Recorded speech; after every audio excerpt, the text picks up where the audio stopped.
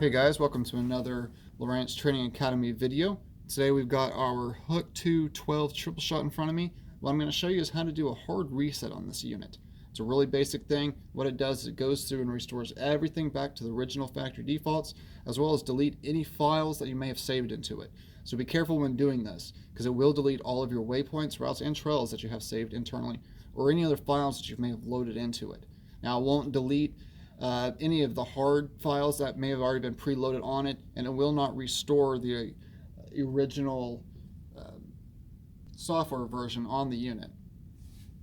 So alright, so here what we're going to do is we're going to press and hold down both our plus and minus keys first here. Very important that these are pressed and held first. So I press and hold those down. Then I'm going to take my other hand, I'm going to press and release the power button, but I'm going to continue to hold down my plus and minus buttons here. Now you just heard the little double beep. What I do is I let go of the two buttons when I hear that, and then I let it sit. It may take a few seconds for it to load up while it boots, but once it fully loads back up, I'll show you what it'll do. Alright, now that we've got it loaded up, you're going to notice that it's going to the first thing it's going to do is it's going to have us select our language on here. You know, obviously I speak English, so I'm going to choose the very first option here and press the enter button. And then it's going to ask me, are you sure? And I say yes. Now on here, this unit has the new software update already onto it. Now one of the features of this new software update is that it's going to tell you when it does not detect the transducer.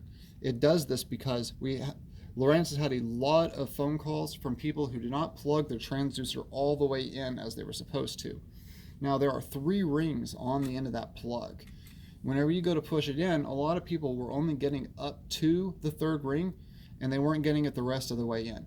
When they did this, the units were not giving them any sonar or water temperature, and it was kind of a pretty common issue, and Lowrance got a lot of phone calls on this.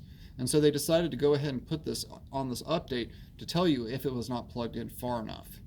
So what I'm going to do is I'm just going to go ahead and hit OK. And it's going to again say, are you on English? I say yes. Now this is our automatic disclaimer. This is just a legal disclaimer that comes up on all of their units every time.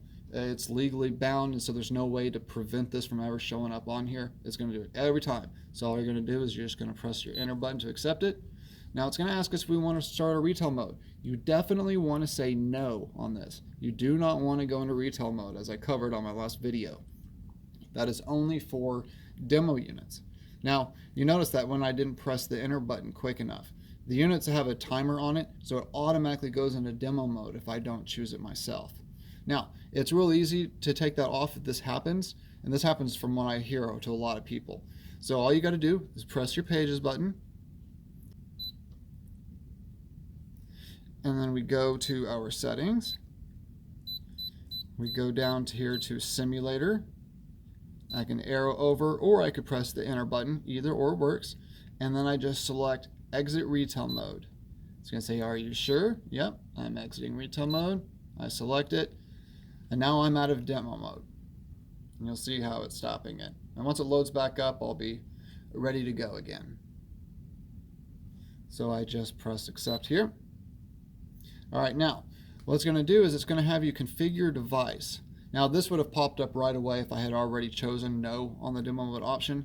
And I always recommend doing this because it just kind of asks you some basic simple questions. So I press enter. Now it's asking me what type of units of measure I want. Well, I'm in the US, so obviously I want miles per hour, miles and feet, Fahrenheit. Select it, and then that's it. And then I select finish.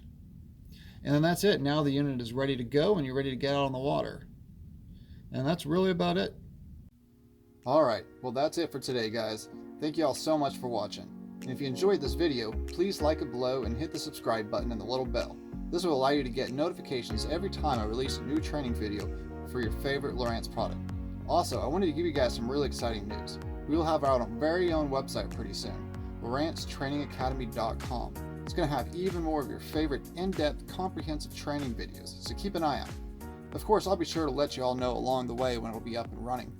And don't forget, when you watch videos from Lowrance Training Academy, the difference is night and day. Alright, I'll see you all next time.